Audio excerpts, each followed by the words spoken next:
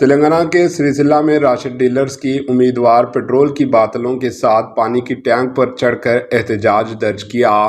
इन्होंने इल्ज़ाम लगाया कि राशन डीलरों की पोस्टें बेच दी गई है और रातों रात राशन की दुकानें नए लोगों के नाम को अलर्ट कर दी गई। राशन शॉप्स की अलर्टमेंट के लिए जारी करदा नोटिफिकेशन को फौरी मनसूख करने का इन्होंने हुकूमत से मुतालिबा किया। इस मौके पर पुलिस वहां पर पहुंचकर राशन डीलर्स को समझाने की कोशिश की, लेकिन उन्होंने पुलिस की एक ना सुनी।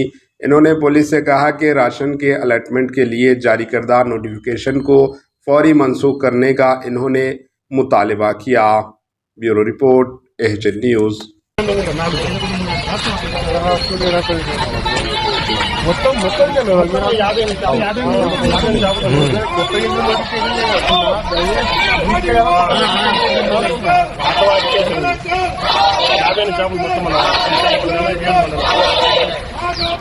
एचएन न्यूज़ को लाइक करें, शेयर करें और सब्सक्राइब करना ना भूलें।